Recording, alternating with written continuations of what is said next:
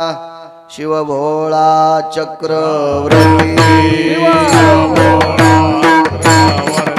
शिव भोळा चक्रवर्ती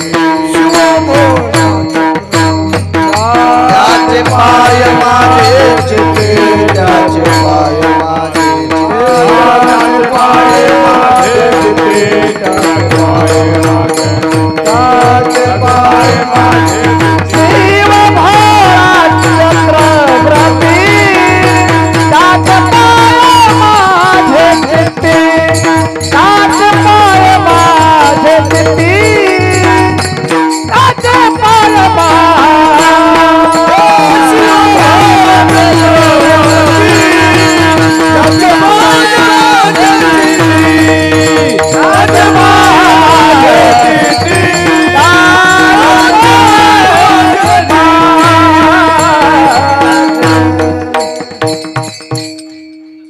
चिदान देगा देवा तुझा विसरण भावा गुण गाईन आवडी हेची माझी सर्व जोडी प्रस्तुत प्राप्त प्रसंग निवडलेला अभंग विश्वमान्य विश्वभूषण स्वाधिकार विश्वप्रिय चिन्मयी स्वरूप असणारी अधिकार संपन्न साधू श्रीमंत श्री जगद्गुरु तुकोबराय यांचा प्राप्त प्रसंगी निवडलेला अभंग विठाला प्राप्त प्रसंगी निवडलेला अभंग एको कमी माझ्या देहूतील मालकांचा आहे। बालक या अभंगाद्वारे विश्वाच्या मालकासमोर मागणी मागतात, हे चिदान देगा देवा तुझा विसरण भावा, हे जगदानंद कंद जगतपते पंढरीशा पांडुरंगा माय बाबा मला एक देऊन टाका, मला तुमचा विसर नाही पडला पाहिजे। पुन्हा गुण गायीन आवडी हेची माझी सर्व जोडी, देवा मी आवडीनं तुमचं गुण गावं ही माझ्या जीवनातली जोड आहे। न लगे मुक्ती आणि संपदा, देवानं थोडस कामीज दाखिलत। देहूतल्या मालकांना सांगितलं, प्रभो मला मोक्ष सुद्धा नकोय, न लगे मुक्ती आणि संपदा, मला संपत्ती सुद्धा नकोय, संत संग देई सदा, मला संतांचं सानिध्य पाहिजे। ठीक आहे, विटेवरच्या मालकानं सांगितलं, तुकोबराय नित्य तुम्ही तुमच्या स्मरणात राहील, माझं आवडीनं भजन गाताल, संतांची संगती देईल, पण या काही गोष्टी करण्यासाठी मानवी शरीर पाहिजे, आणि मानवी शरीर प्राप्त पाहिजे असेल लागत असेल तर मग गर्भवासाला यावं लागेल, सुखे घालावे आम्हाशी। तुकोबरायनं सांगितलं, देवा गर्भवासाची आम्हाला काही भीती नाही, ज्यांना भीती होती ते मुक्त झाले, मुनी मुक्त झाले भेने गर्भवासा, मुनी मुक्त झाले भेने गर्भवासा, सुदासा सुलभ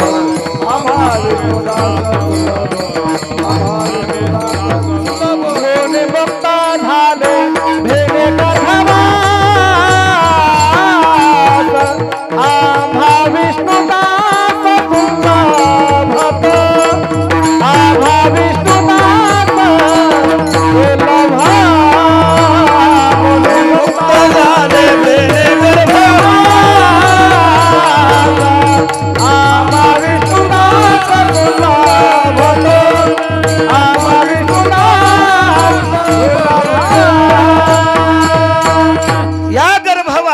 भीतीपोटी मुनी योगी जपी तपी सिद्ध अनुरागी हे मुक्तावस्थेला पोचलेत देवा, पण आम्हा विष्णुदासा सुलभतो, गर्भवास विष्णुदासाला काही करीत नाही। देवा अंतकरणात तुझं नामस्मरण आहे, भजन आहे, तुझ्या नामाचा टाहो आहे, तो काय करणार आहे गर्भवास। हा साधा सोपा सरळ अभंगाचा अर्थ झाला आपलं कीर्तन विठाला विठाला।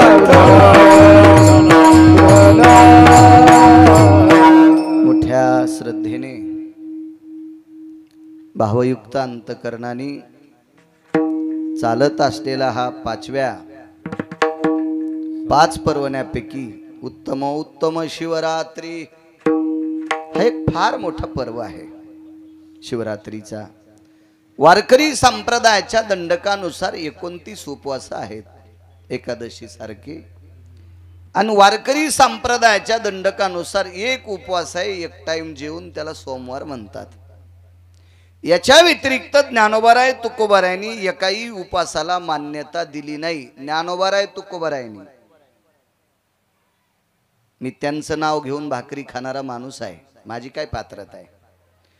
या 29 उपवासाने 30वा सोमवार शक्य असल्यास प्रदोष 31वा, याच्या व्यतिरिक्त ज्ञानोबाराय तुकोबारायांनी एकाही उपवासाला तिळा इतका ठाव दिला नाही तो ज्ञानोबाराय तुकोबारायांनी. मग तुम्ही आम्ही कोणते कोणते दुकानं मांडले ते किती खरे येत ज्याचे त्यानं तपासायचे. विठाला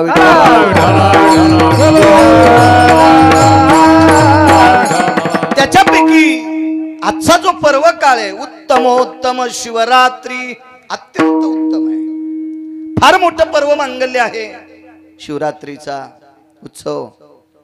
भगवान देवादिदेव सबदेवों के बाबा भगवान शिवशंकर यांचा हा उत्सव आहे.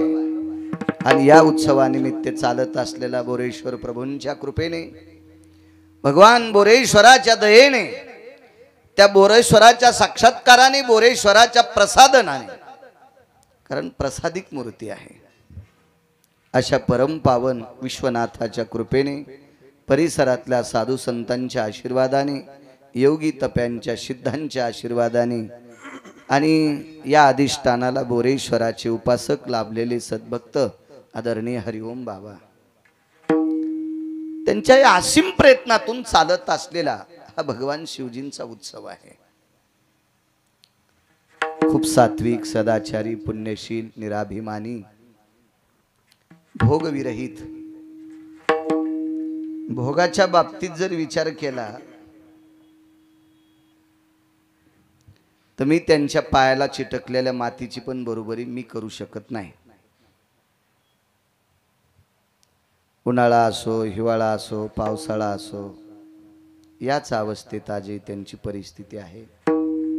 एखादा निष्ठावंत वारकरी आला असेल, त्याच्या पुढे लोटांगण घालणे, त्याचा दोष न पाहणे, त्याच्या गुणदोषाचा कसल्याही प्रकारचा विचार न करणे, त्याच्या गळ्यातली तुळशीची माळ, रुद्राक्षाची माळ, कपाळाचा गोपीचंद, बुक्का इतकं पाहून मातुड्यात त्याच्या पुढे लोटांगण घालणारा एक निष्ठावंत वारकरी माझ्या बोरेश्वराचे उपासक सद्गुरू हरिओम बाबा.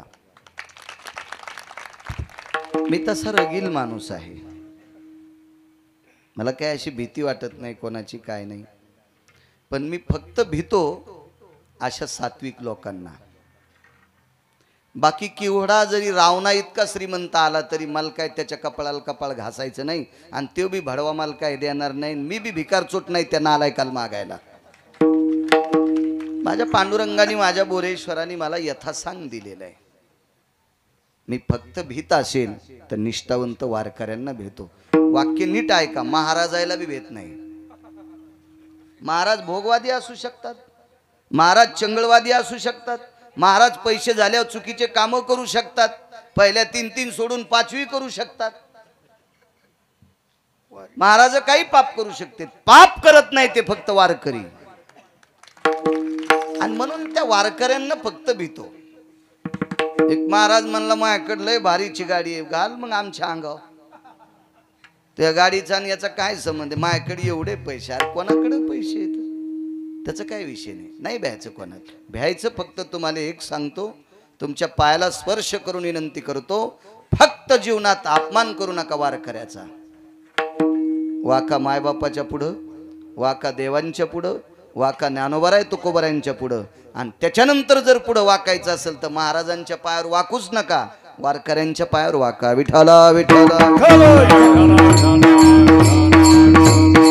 कारण विश्वाच्या मालकाचं शुद्धांतकरण एक तत्व होतं देवाच्या मालकाचं. ते तत्व म्हणजे संत शिरोमणी निळोबाराय.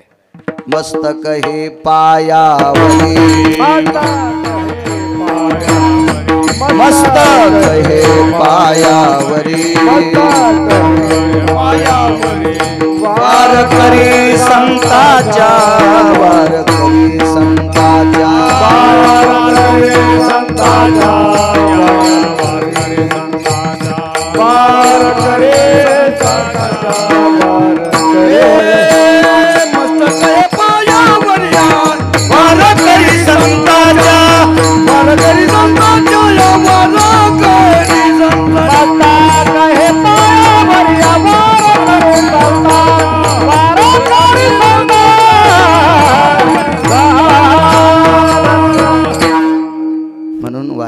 देवांच्या पुढे वाकं जावं. माझ्या बोरेश्वराचा, विटेवरच्या मालकाचा निष्ठावंत उपासक असे परमश्रद्धेय हरिओम बाबा वारकरी आहेत. त्यांच्या चरणी दंडवत करतो, बोरेश्वराच्या चरणी दंडवत करतो. मृदंगाचार्यांना धन्यवाद देतो, माझ्या या गुणीजनांनाही धन्यवाद देतो. गाय नक्षत्रातली बुलंद तो प्रकाशजी महाराज आहेत, त्यांनाही धन्यवाद.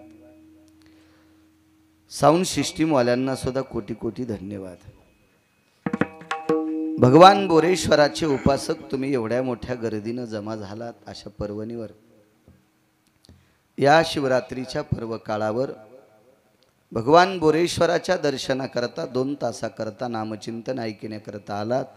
तुमच्यातही बोरेश्वराचा अधिष्ठाने मंडपात बसलात. तोपर्यंत प्रभू तुम्ही महेशाची मूर्ती म्हणून तुमच्या चरणी साष्टांग प्रणिपात करतो आणि माझ्या अभंगावर येतोय. विठाला विठाला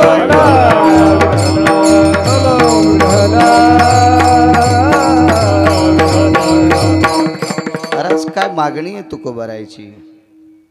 तुझा विसरण व्हावा. पर्वकाळ शिवरात्रीचा आहे. महाराज, या 2 मालकांचा ज्यांना विसर पडत नाही ती माणसं फार मोठी असतात. विटेवरचे मालक आणि काशीतले मालक. विसर न पडणे म्हणजे नित्य अंतःकरणात ह्या दोघांना ठेवणे, देखावा करणे नाही. उजळलं की घागर भरून घेतली, महादेवाच्या अंगावर रिचवली, दुसरी भरून आणली, तिसरी भरून आणली. हे देवाला वल करणं म्हणजे फार मोठेपणा नाही. हे वरून दाखवणे, त्याला आत ठेवणं सर्वात मोठा पुरुषार्थ आहे. या 2 देवायला आतमध्ये जागा द्या. पंढरीतल्या मालकांना आणि भगवान बोरेश्वर म्हणजे काशीतले मालक आहेत. या 2 मालकांना जागा देताच आली. तो डोक्यावर बी देऊ नका, खांद्यावरही देऊ नका. ते रिकामे नाहीत कोणाच्या डोक्यावरून खांद्यावर बसायला. तुम्हाला भाव असेल, श्रद्धा असेल तर तुमच्या अंतःकरणात जागा द्या. आणि या 2 देवायला ज्याने अंतःकरणात जागा दिली त्याच्याकडे तो बघतो. बघा, आपली चिंता तो करतो. तुझी चिंता त्याशी सर्व आहे, आपली ती चिंता करत असतो. जागा द्यावी. पर्वकाळ शिवरात्रीचा आहे. महाराज, याही मालकाला अंतःकरणात ठेवण्यात किती मोठं रहस्य आहे. दिवर नावाचा एक व्यक्ती होऊन गेला. सात्विक सदाचारी पुण्यशील पावन आहे असं भगवान बोरेश्वरांचं जसं जाज्वल्य प्रसादिक लिंग आहे, पिंड आहे, अशी एक पिंड त्याच्याकडे सुद्धा होती. एकदम साध असं कौलाचं घर, छोटस मंदिर, बारीकसा गाभारा, आणि त्याच्यामध्ये तो भगवान शिवजीची उपासना करायचा. रात्रंदिवस अंतःकरणात त्याच्या शिवजीच होते.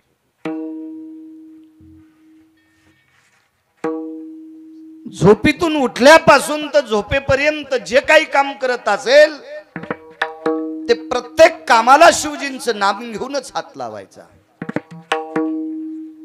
आपल्याकडे दंडक दिलाय, वदनी कवळ घेता नाम घ्या श्रीहरीचे. घात जरी तोंडात टाकायचा असेल तरी भगवंताचं नाव घ्यायचं सांगितलं. मोठी मोठी लोक जीवनभर त्याला अंतःकरणात ठेवतात, त्याला विसरत पडू देत नाही. सिंक जांभई खोकला ही तुका वेळ वाया. फक्त शिंकन जांभई जळ आली तर याच्या व्यतिरिक्त सारखा अंतःकरणात जगाचा बाप आहे काही लोकांच्या. आणि म्हणून त्यांच्यामुळे हे विश्व अस्तित्वात आहे. हे कधी मधी लटकपटक देवाचं भजन करणाऱ्यांवर विश्व अधिष्ठित नाही. आपली निष्ठानिष्ठीचा परमार्थ निष्ठावंत साधकांच्या जीवनात नितांत विश्वाच्या मालकाचा अधिष्ठाने, म्हणून हे विश्व टिकून आहे.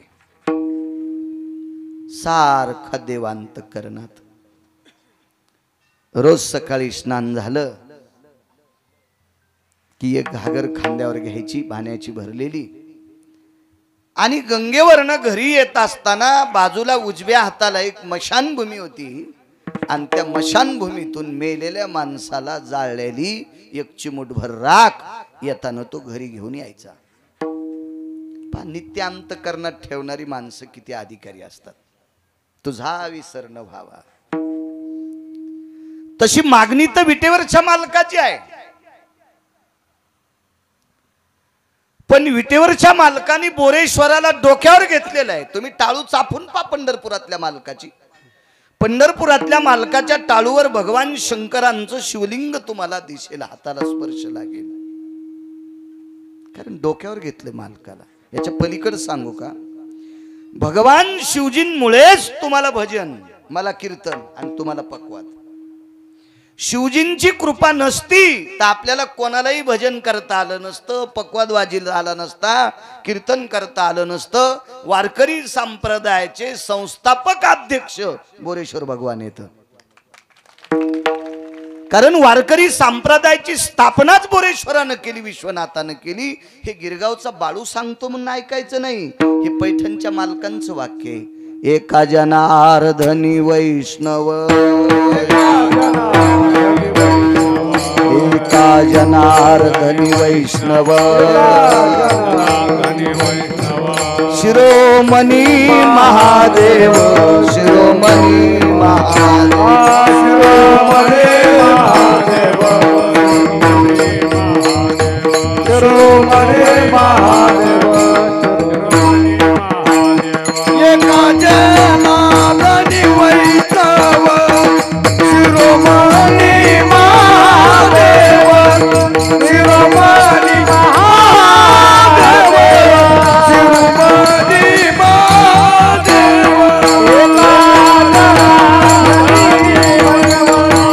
शिरोमणी महादेव,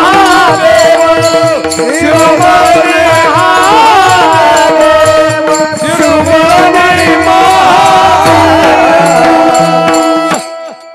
या संप्रदायाचे संस्थापक अध्यक्ष भगवान शिवशंकर आहेत. हे पैठणच्या मालकांनी नमूद करावं. वाक्य हे गाफील माणसांचं ग्राह्य धरल्या जात नाही, अधिकाऱ्यांचं ग्राह्य धरल्या जातं. आणि त्या बोरेश्वराचा उपासक नित्य अंतःकरणात बोरेश्वराला रोज एकदा चिताभस्म देवाच्या पिंडीला लावायचं, आणि मग त्यानं त्याचं दिवसभर काय वाट्याला आलं असेल ते काम करायचं. पण ते काम करीत करीत त्यानं नित्य भजन करायचं. मला असं वाटतंय, पोळ्या लाटता लाटता जरी एखादी बाई रामकृष्ण हरी म्हटली, पोळ्या लाटता लाटता, कारण बेलणं तर काही तोंडात नसतं, पोळ्या लाटायचं लोटाळणं ते काय तोंडात नसतं, तोंड रिकामं असतं शक्यतो पोळ्या करताना तरी. मग पोळ्या करताना जर ती रामकृष्ण हरी म्हणली किंवा ओम नमः शिवाय म्हणली, तर त्या पोळ्या ज्याच्या पोटात गेल्या असतील त्याचे दोष दुरुस्त करता येईल. दोष इतकी ताकद असते त्या पोळ्यामध्ये, त्या भाकरीमध्ये, त्या पोळीमध्ये, त्या चपातीमध्ये इतकी ताकद असते. जीवनभर त्यानं भजन केलं देवाचं. त्याचा नित्यनेम होता चिताभस्म शिवजीला समर्पित करायचं. कर्मनो गहनोगती. एक दिवस असा उजाडला की देवाचं स्नान, गंगेचं स्नान झालं, पाण्याची घागर खांद्यावर घेतली आणि मशानभूमीत गेला. तर आदल्या दिवशी कोणी जाळलंच नव्हतं, भस्मच नाही, असं होतच नव्हतं. पण त्याच दिवशी झालं. रिकामी भस्माची वाटी कोणाड्यात ठेवली तुळशीच्या वृंदावनाच्या बाजूला, आणि नित्यप्रमाणे ठरल्याप्रमाणे बायकोला काही सांगितलंच नाही मी इथं भस्म ठेवलं, रोज ठेवत होते. पण आज म्हणायला पाहिजे होतं की कालच्या रात्री कोणी मृत्यू पावलं नाही, म्हणून मशानभूमीत कोणाचा अंत्यविधी झाला नाही ग, याच्याकरता चिताभस्म नाही शिवजींना, असं ते विसरून गेले. आणि ते त्यांच्या पूजेत मग्न झाले. देवाला स्नान घातलं, पिंड पुसून काढली, पांढऱ्या रंगाची फुलं असतील, काय काय असेल ती संपूर्ण आरास करायचं ठरविलं. आणि आवाज दिला, प्रिये, ए लक्ष्मी, अगं भस्म घेऊन ये ग, असा आवाज दिला. महाराज ती काय सात्विक माऊली असेल, किती सदाचारी असेल, किती पुण्यशील असेल, किती पावन असेल ती माऊली. आणि ती आवाज आल्याबरोबर हातातलं काम सोडून त्या कोनाड्याकडे गेली. त्या वाटीत बघितलं तर त्या वाटीत काहीच नव्हतं. ती वाटी कोरडी होती. रोजची रोज गंगेतून धुवून आणायची आणि नवचिता भस्म आणायचं होतं, पण तिला पांढरं सुद्धा लागलेलं नव्हतं. एखाद्या वेळेस भस्मानं भरलेली जरी वाटी असती तर तितकंच वाटीला असं बोट पुसून तो पांढरा भस्म शिवजीला समर्पित केला असता, चिता भस्म. पण वाटी सुद्धा धुवून आणली होती गंगेतनं. दुसरा आवाज आला, अगं किती वेळ लावते, घेऊन ये ग भस्म, तुझा विसर न व्हावा याच्यावर सांगते. दुसराही आवाज पडला. बाई थरथर कापत होती. मालकाने आपल्याला 2 आवाज भस्मा करता दिलेत, पण भस्मच आणलं नाही मालकानं, मी दिनार तरी कशी. एक सांगू का तुम्हाला, आपण जर असं करीत असू आणि आपण आपल्या बायकोला आवाज द्यायला भस्म घेऊन ये, तर आपली म्हणली असती तुला फुकू का.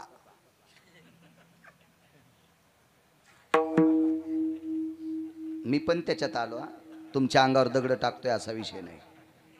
आपली म्हणली असती कोणी मेलच नाही ना काल, मशानात अंत्यविधी झालाच नाही ना, तुम्ही चिता भस्म आणलत नाही, मग देऊ कसलं, निदान इतकं तरी आपली म्हणली असती. ती बाई तेवढं सुद्धा बोलली नाही.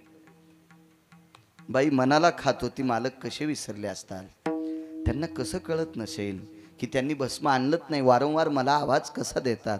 तिसरा आवाज आला तर करू काय. 2 आवाजापर्यंत ठीक होतं, कारण कपाळावर कुंकू असलेल्या, वाक्य नीट ऐका, कपाळावर कुंकू असलेल्या सात्विक सदाचारी पुण्यशील बाईनं नवऱ्याचा तिसरा शब्द मातीत जाऊ दिला नाही पाहिजे. तिला प्रसन्नपणाने कपाळावर कुंकू लावण्याचा अधिकार आहे. ती कोणतंच वाक्य नवऱ्याचं ऐकत नसेल तर तिनं कपाळावर कुंकू लावणं म्हणजे कुंखाचं पिठलं करून कपाळाला चिटकिने. महाराज अधिकारी लोकांसाठी असते, ते तुमच्या माझ्यासाठी नाही. आपला खेळ सगळा पोकळवादी, सगळा देखावा, आपला आतून काही नसतं, काही संबंध नसते. आज्ञाभंग काय असते, वैचारिक पातळीची लेवल काय, खाली किती गेली, वरी किती गेली, लोक काय म्हणतील, काही संबंध नाही. मी म्हणजे मीच. या अवस्थेत जगत जीवन जगणारे तुमच्या माझ्यासारखे सगळे आपणच. त्या बाईने विचार केला, तिसऱ्यांदा आवाज जर दिला तर करावं काय, आणि तसंच झालं. आवाज दिला, अगं अन्न ना ग. बाईने विचार केला, तिसरा आवाज पडलाय, आज्ञाभंगतेचं पापक लागतंय. कापूर घेतला, हरिओम बाबा, तो कापराचा ढिगल केला, त्या कापरावर बसली आणि त्याच्यावर विस्तू टाकून दिला आणि स्वतःचं शरीर जोहार करून घेतलं. मधातली मधात मंदिरात विचार करत होता, गेले आयुष्यभर जिच्या खांद्याला खांदा लावून संसार केलाय, ती बायको साधं दारातलं भस्म मला देवासाठी आणून देत नाही, आपण कशासाठी संसारासाठी बैलासारखं जीवन राबवायचं. हात हे आपल्या जीवनाची, धिक्कार आहे आपल्या जीवनाचा. जी आपल्याला दारातलं तुळशी वृंदावनाच्या बाजूला ठेवलेल्या कोनाड्यातली वाटी भस्माची आणून देत नाही, तीन आवाज देऊन आपण या संसारासाठी बैलासारखं राब राबायलो, असा त्यानं विचार केला. पण भस्म आणलंच नव्हतं त्यानं, हे कुठं लक्षात आहे. अनावधानानं विसरून गेला आणि हयात होऊन थकून मंदिराच्या गाभाऱ्याच्या बाहेर आला तर तुळशी वृंदावनापाशी दिव्य तिच्या शरीराचा सुगंध येत होता. पाहिलं तर राखुंड्याचा ढिगल पडलेला होता. राखुंड्याचा ढिगल पडला होता. लक्षात आलं, कालच्या दिवशी एकही इथे माणूस मृत्यू न पावल्यामुळं मशानभूमीत अंत्यविधी झाला नाही, आणि अंत्यविधी न झाल्यामुळं मी वाटी गंगेतनं धुवून आणली, पात्रामध्ये भस्म नव्हता, आणि आपण पत्नीला आवाज दिला, 3 आवाज दिले, ती आणील कुठून, आणि मग तिनं स्वतःच्या शरीराचं जोहार करून घेतलं. काय पत्नी असेल महाराज. आणि त्या राखेमध्ये जाळलेल्या अस्थिच्या त्या पुंजामध्ये असा हात घातला आणि मूठ भरून चिताभस्म घेतलं. हे चिताभस्म ज्या वेळेला असं भरून घेतलं हातामध्ये, विठाला विठाला विठाला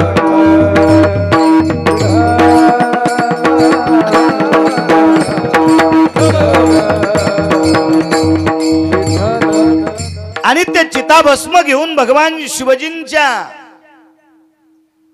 पिंडीवर समर्पित केलं.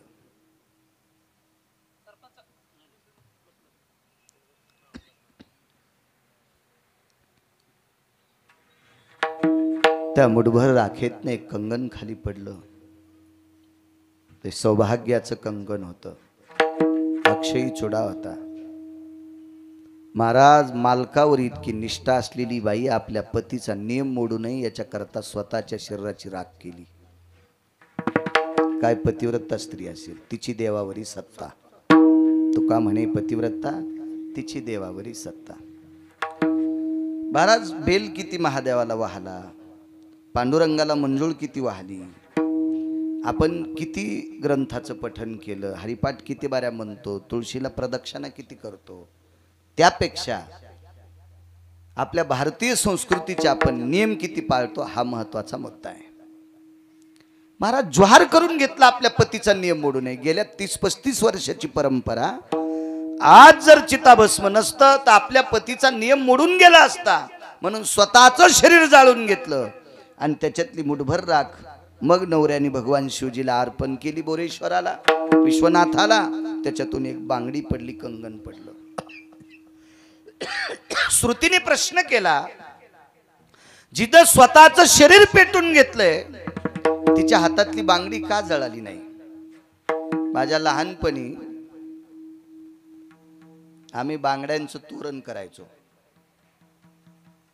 लग्न कार्य असलं की कासार दादा बांगड्या भरायचे आणि त्या फुटलेल्या बांगड्याचं असं कोपऱ्यात गोठोडा असायचं, ते नेऊत द्यायचं नाही, ते ठेवून घ्यायचं. आणि त्या बांगडीचा एक भाग दिव्यावर ठेवला राखेलच्या आणि इकून दाबलं की ते काच इतका वितळतो, मग इकडचं तोंड मिटतं. म्हणजे त्या काचाचं पाणी होतं छोट्याशा मिनमिनत्या दिव्यावर. तर मला सांगा, प्रेत जळेपर्यंत अग्नी किती वाढला असेल, त्या बांगड्याचं पाणी होतंय, पण पतिव्रतेचे कंगन जाळायची ताकद अग्नीत नाही. पतिव्रतेचं मंगळसूत्राचा दोरा सुद्धा जाळायची अग्नीत ताकद नाही. अग्नीत ठराविक लोकांना भेटतो, साध्वीला भेटतो, वारकऱ्याला भेटतो आणि पतिव्रतेला भेटतो.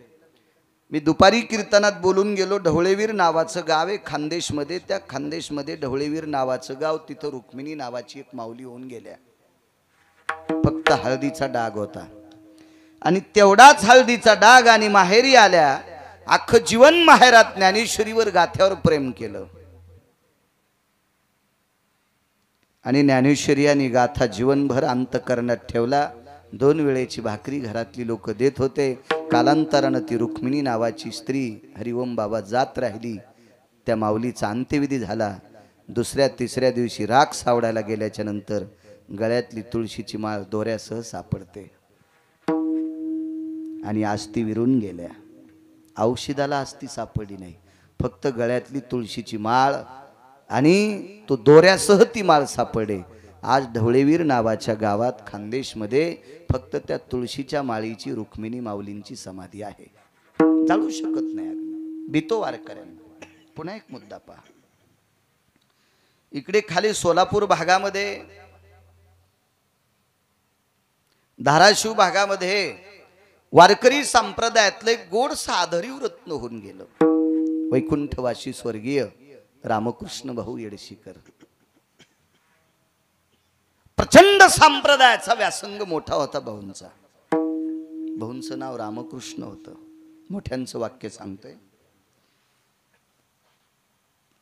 गुरुवर्य वैकुंठवासी रामकृष्ण भाऊ येडशीकर जात राहिले. लक्षावधी टाळाच्या, मृदंगाच्या, वारकऱ्याच्या, विटेवरच्या मालकांच्या, काशीतल्या मालकांच्या जयघोषाने स्वर्गीय रामकृष्ण भाऊंचा अंत्यविधी पार पडला. आणि आस्ती संचयाच्या कार्यक्रमाला ज्या वेळेला पुन्हा 2ऱ्या-3ऱ्या दिवशी सगळी लोक जातात, त्यावेळेला भाऊंची कवटी जशाला तशी हरिओम बाबा सापडली. पूर्ण जळून गेलेली पांढरी शुभ्र कवटी सापडली. पण भाऊंच्या कपाळावर त्यावेळेला 10-5 क्विंटल नारळ पडले असतील, कितीतरी कापूर पडला असेल, कितीतरी गावरान तूप पडला असेल, राळ पडली असेल, गौऱ्या पडल्या असतील, चंदनाची लाकडं पडली असतील, दुसरी सुद्धा जांभळ्या आंब्याची लाकडं पडली असतील. आणि इतक्या लाकडात जळालेलं पार्थिव त्या कपाळावर, कवटीवर नाव कोरलेलं होतं रामकृष्ण. उपजताच त्यांचं नाव रामकृष्ण भाऊ येडशीकर. अख्खं शरीर जळालं, पण नाव जशाला तसं साबूत राहिलं. अग्नी वारकऱ्याला भेटतोय, अग्नी साध्वीला भेटतोय, सतीनं देखे अग्न. महाराज सतीचं शरीर अग्नी पाहू शकत नाही. मी दुपारी बोलून गेलो. कासारवाडी नावाचं गाव आहे गंगाखेड तालुक्यामध्ये. वैकुंठवासी मारोतराव महाराजांची बऱ्या काळ त्या माऊलीनं सेवा केली. त्याही माऊलीला हळदीचा डाग होता. आणि काय नवऱ्याला आवडलं नसेल, हळद फेडायच्या आत माहेरी आल्या आणि त्या दिवसापासून सासरी गेल्याच नाही. जीवनभर भजन केलं. भाऊजायाच्या हाताखाली, माहेरातल्या लोकांच्या हाताखाली राब राब राब राब राब पडलेलं काम त्या माऊलीनं केलं. आपल्या बाबांकडे आलेल्या वारकऱ्यासाठी स्वयंपाक करायचा. विनंती करून पंढरपूरची वारी केली. त्या बाईचं नाव होतं जाईबाई नावाची माऊली. आणि ज्या वेळेला ह्या जाईबाई नावाच्या माऊली जात राहिल्या, त्यांचा अंत्यविधी झाला. महाराज नुसता हळदीचा डाग होता. हरिओम बाबा. त्या माऊलीच्या गळ्यातला दोऱ्यासह पोत सापडली. सावडायच्या दिवशी दोऱ्यासह. आज मारुतीरायाच्या मंदिरात एक छोटीशी समाधी आहे त्या माऊलीची. आपल्या मराठवाड्यातली बाई आहे. महाराज हे सांगणारी पाहणारी लोक आज जिवंत आहेत. महाराज अधिकारी लोकांचा पुरुषार्थ इतका मोठा असतो, देखावा करणाऱ्यांचा नाही. अधिकाऱ्यांचा पुरुषार्थ, महाराज विटेवरच्या मालकाला, बोरेश्वराला आवडणाऱ्या लोकांचा एवढा दर्जेदार पुरुषार्थ असतो, इतका दर्जेदार. मग जिनं स्वतःच्या पतीचा नियम मोडू नये, तिनं स्वतःचं शरीर जोहार केलं. तिचा काय दर्जा असेल, टेलर काय अधिकार असेल तिचा. आणि मग भगवान विश्वनाथ, भगवान बोरेश्वर प्रगट झाले आणि त्या धिवराला आलिंगन दिलंय. आलिंगन दिलं, आलिंगन दिलं. 10 भुजांनी आलिंगन दिलं. भगवान शिवजीनं आलिंगन दिल्याबरोबर हृदयाला डोकं लावून तो धिवर उकसाबुकसी रडत होता. भगवान बोरेश्वराने विश्वनाथानं विचारलं, बाळा का रडतो? काही नाही प्रभू, गेल्या इतक्या दिवसापासून तुम्हाला अंतकरणात ठेवलं. रात्रंदिवस तुम्ही अंतकरणात होतात प्रभू. तुमची पूजा करत असताना तुमच्या नामावळीत, तुमच्या भजनात वितका व्यस्त राहिलो. मला कळालं नाही. कालच्या रात्री गावात कोणी मेलच नाही प्रभू. तुमच्या भजनात इतका दंगून गेलो, मला कळालं सुद्धा नाही. अंत्यविधी कोणाचाच झाला नाही. मग भस्म तरी कसं सापडेल?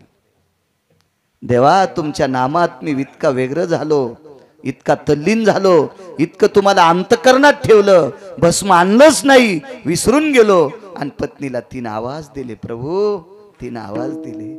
काय तुमच्या नामात वेगळं होतो देवा. आणि 3रा आवाज, पतीची आज्ञा भंग होऊ नये याच्याकरता स्वतःच्या शरीराचं जोहार केलं. प्रभू, गेल्या 30-35 वर्षाचा मोडणारा नियम, चालत असलेला नियम आजच्या तिथीला मोडा असता, पण ते केवळ माझ्या पत्नीनं स्वतःच्या शरीराची राख केली आणि तो नियम आज शाबूत ठेवला. देवा, आता हा नियम शाबूत ठेवण्यासाठी पाठीमागं कोणी नाही, त्याच्यापेक्षा मला घेऊन जाय. भगवान शिवजीनं हृदय धरलं, मिठी मारली आणि एकच विचारलं, तुला पाहिजे काय? प्रभू एकच करा. गेल्या 35 वर्षापासून चालत असलेला नियम जिच्यामुळं चालू राहिला, तिनं जर जोहार केलं नसतं तर आज तुम्हाला चिताभस्म समर्पित करायचा नियम मातीत गेला असता. त्या पत्नीमुळं नियम साबूत ठेवलाय, मला तीच परत देऊन टाका. आणि जशाला तशी त्या धिवराची पत्नी भगवान विश्वनाथानं, बोरेश्वरानं परत केली. महाराज, ताकद कशाची आहे? अविरत त्याला ध्यानात ठेवल्यामुळं, अविरत त्याला अंतकरणात ठेवल्यामुळं, एका क्षणा इतका त्याचा विसर न पडल्यामुळे विश्वनाथानी त्या भक्तावरती कृपा करावी. म्हणून मालक पहिल्या कडव्यात म्हणतात,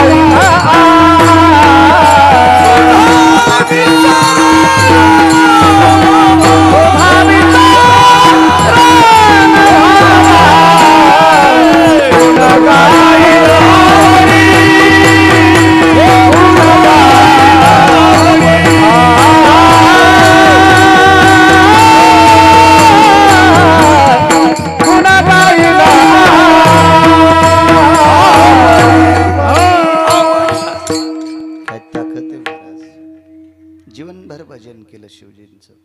आज पर्व काळ आहे शिवरात्रीचा. हरिओम बाबा एक वेश्या व्यवसाय करणारी बाई होती, वेश्याचा धंदा.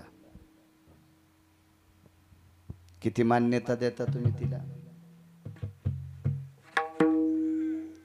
पण ती वेश्या जरी असली तरी देवावर तिची इतकी निष्ठा होती, इतकी निष्ठा होती, मला असं वाटतंय विश्वातल्या बऱ्यापैकी स्त्रिया तिची बरोबरी करू शकत नव्हत्या.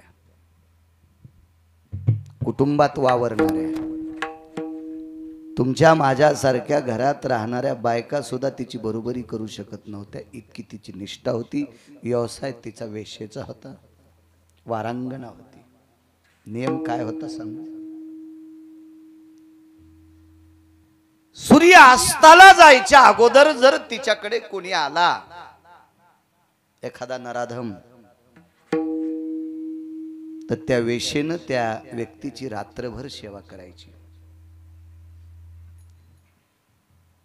आणि प्रकाश बुवा, सूर्य मावळल्याच्या नंतर तिच्याकडे एखादा व्यक्ती एक ट्रक भर जरी सोनं घेऊन आला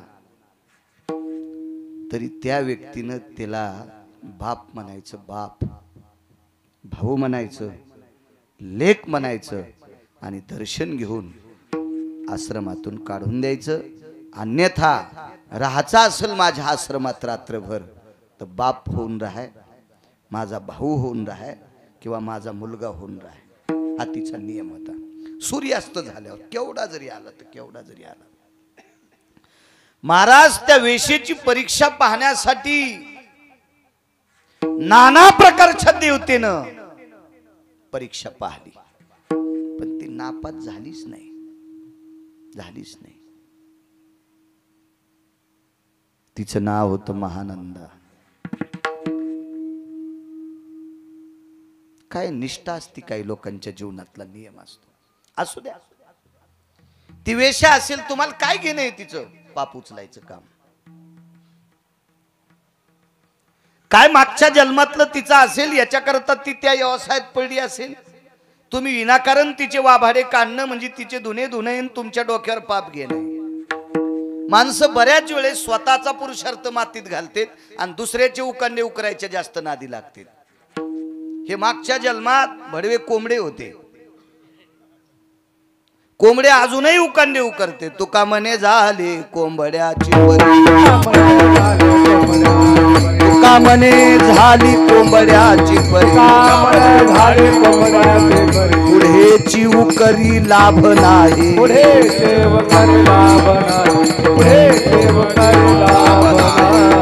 मालकांचं वाक्य कोंबडे आळ्या खाण्यासाठी उकांडे उकरीते. दोन्ही पायाने एकदा फरकन करीन, एकदा फरकन करीन, असं करीन, असं करीन, आणि नखाना आळ्या माग जातात आणि याचे नख घासू घासू असत मरत. मग बरेच लोक आहे ना थुत्राचे नख घासले दुसऱ्याचं इचकिण्या करता. मला एक जण म्हणला यावर्षी सप्ताह नाही बोरेश्वरावर.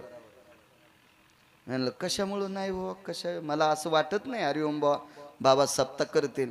नाही म्हणे त्यांच्याकडे अशी अशी दुःखद घटना झाली. अरे म्हणलं माझ्या जीवनातल्या काही ठराविक लोकांपैकी एक हरिओम बाबा नावाचा महात्मा आहे. ते संसारातल्या दुःखाला चिटकणारा माणूस नाही. काय असेल अंतकरणात दुःख तर ते बोरेश्वराचं दर्शन घेऊन त्यालाच सांगेल, देवा तुला काय करायचं ते कर. महाराज या लोकांसाठी तुकोबारायच्या नाटातलं एक कडवं बसेल. आता तुझा कळेल ते करी, आता तुझ कळेल ते करी. तारीशी देवा तुला तारायचं असेल तर तार, किंवा मारायचं असेल तर मार, तुला जे करायचं असेल ते कर. तुकोबारायच्या नाटातलं गोड कडवं आहे. आणि ते कडवं मला असं वाटतंय हरिओम बाबा बोरेश्वराला म्हणले असतील, देवा माझ्यावर फार मोठा दुःखाचा डोंगर प्रपंचात टाकलास रे, पण तुझी सत्ता आहे ती आता. संहार कार्य त्याच्या हातात आहे, तुमच्या आमच्या हातात नाही. मला एक म्हणायचंय की ज्याचा मामा पंढरपुरातला मालक सख्खा मामा आहे हरिओम बाबा, अभिमन्यूचा सख्खा मामा द्वारकाधीश कृष्ण परमात्मा विटेवरचे मालक होते.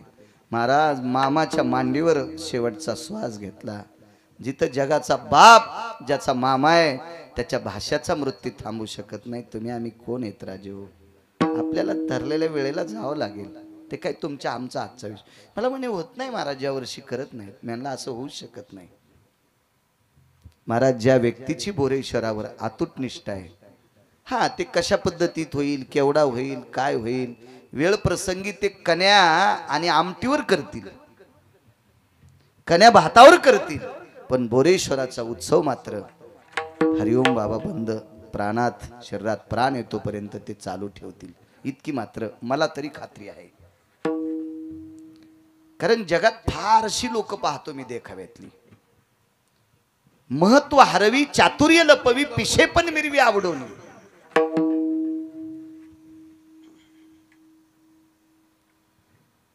मला बुद्ध्यांक दिला असेल, मला अभ्यास दिला असेल, शास्त्राचा, पुराणाचा, वेदाचा अभ्यास दिला असेल, तरी पण मी एखाद्याच्या पुढे वागताना मी माझ्या शरीराचा विचार करतो. माझे कपडे मळतील का, माथुड्याचा डाग लागेल का. महाराज कितीही सामान्य वारकरी बिचारात छोटासा अभ्यासू पण नीती संपन्न वारकरी आला तर त्याच्या समोर पळत जाऊन पुढे त्या कीर्तनकाराच्या पुढे लोटांगण घ्यायची ज्याच्यात ताकद आहे. महत्व हरई चातुर्य लपवी. टेलर तुम्ही पण पाहिलं नसेल असं महाराज. गठुडे देणारे खूप लोक सापडतील आम्हाला. गठुडे देणारे महाराष्ट्रात मला खूप लोक सापडतील, पण वारकरी घरी आल्याच्या नंतर इतकी नम्रता असणारा फक्त हाच महात्मा सापडा. इतकं मी कॅमेऱ्यावर सांगतोय. अजय निष्ठावंत भाव भक्ताचा स्वधर्म, निष्ठावंत भाव भक्ताचा स्वधर्म, निष्ठावंत भाव भक्ताचा स्वधर्म, निष्ठावंत भाव भक्ताचा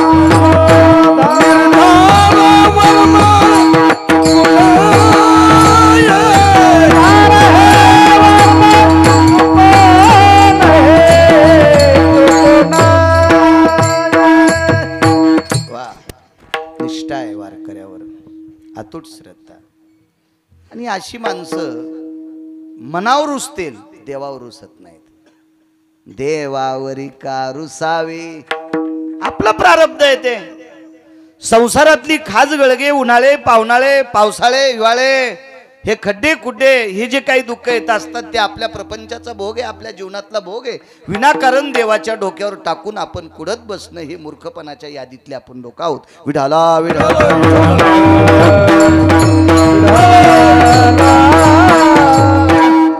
माझा विश्वास नव्हता त्या व्यक्तीवर, पण नंतर लक्षात आलं. असं एखाद्या वेळेस काय प्रापंचिक दुःखानं, पण त्याच्यावर विचार केला. ती व्यक्ती भेटली. 5व्या 6व्या दिवशी टेलरच्या मेडिकलमध्येच बाबा आले. तिथून मला फोन लावत होते. फोन आमचे डबकं बंद असते, जास्त उघडीत नाही मी. आणि संध्याकाळी टेलरनं फोन केला, हरिओम बाबा आलते, तुमच्या तारखेविषयी बोलत होते. म्हणलं तारीख कधीच लिहून टाकलेली, त्यांची काय चिंता नाही. निष्ठा असते एखाद्या व्यक्तीची. चला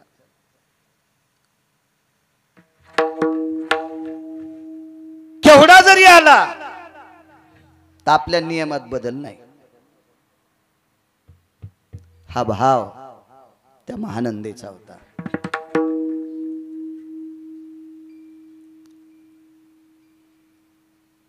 ठीक आहे, आपण एखाद्या मोठ्या कुळात असतो, उच्च कुळात असतो, अरे राव तुरे राव आपले कोणी कोणी असतील, तरी पण आपण महानंदेची बरोबरी करू शकत नाही. आपण तिच्यासारखा व्यवहार करत नसलो, आपण फार शिष्टाचारात वावरत असलो, तरी आपण महानंदीची बरोबरी करू शकत नाही. ऐकायचं असेल खाली येऊन तर राजकीय क्षेत्रातला तुम्हाला चांगला अभ्यास आहे. आदरणीय मंत्री महोदयांचे बंधू आहेत.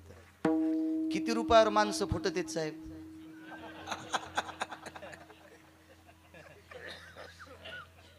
मी तर नुसतं ऐकिले, लोकांचं ऐकिले. तुम्ही तर अनुभवले.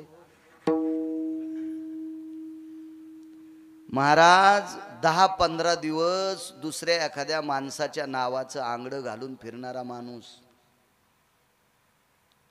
हातात बसतील इतक्या पैशात अख्खं जीवन त्याचं विकत घेतात राजकीय लोक, अख्खं जीवन. त्या बाईला एक ट्रक जरी सोनं दिलं दिवस माळाल्या, तर त्या सोनं देणाऱ्याला ती रात्रभर बाप भाऊ आणि लेक म्हणायची. काय निष्ठा असलो तिच्या जीवनात. आणि परत जर जावाच वाटत नसल तर रात्रभर तू भगवंताचं भजन माझ्या बाजूला बसून तू ऐकत राह. पण ते एवढे मोठे पैसे घेऊन आणारा हरामखोर भजन ऐकायला आलेलाच नसतो. त्याचं कितीतरी पिढ्याचं पाप उतवालेलं असते, तो भजन ऐकायला कसं आहे. पण तिनं ती रात्र मात्र त्याला बाप भाऊ आणि लेक म्हणायचं. आणि तेवढी रात्र तिनं आवडीनं देवाचं भजन करायचं. ती बसून भजन करायची. कोण होतं सोबती तिच्या जीवनात? एक कोंबड आणि एक माकड. म्हणजे खरोखर कोंबड आणि खरोखर माकड तिच्या जीवनातले सोबती.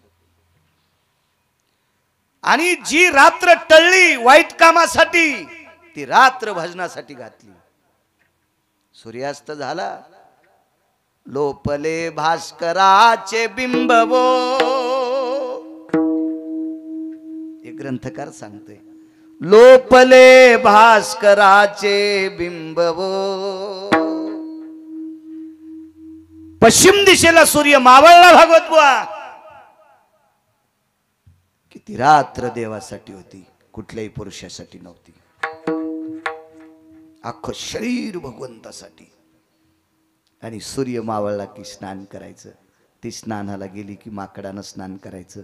ती स्नानाला गेली की तिच्या अंगावर पडलेल्या पाण्यानं कोंबड्यानं आंघोळ करायची. साचलेल्या खड्ड्यात पकाडा सगट त्यानं सुद्धा आंघोळ करायची. अंग गिंग कोरडं करून तिनं आसन टाकायचं आणि भगवंताचं भजन करायचं. गुणगाई नावडी. महाराज ती भजन म्हणत असताना कोपऱ्यात माकड बसलेलं, इकडच्या कोपऱ्यामध्ये ते कोंबड बसलेलं.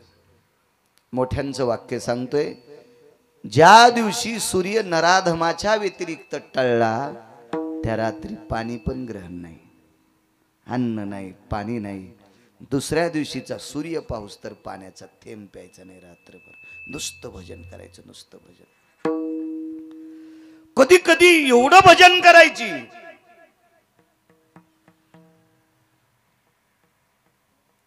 की या दोघांना ग्लानी यायची, माकडाला आणि कोंबड्याला.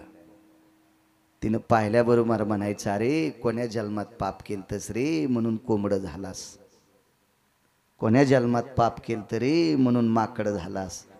मी कोण्या जन्मात पाप केलं रे म्हणून वेश्येच्या कुळात जन्माला आले रे. अरे इथून पुढचं जीवन गोड करायचं असेल तर तोंडान भजन म्हणता येत नाही तुम्हाला. काय झोपता रे, नाचा, झोप येणार नाही.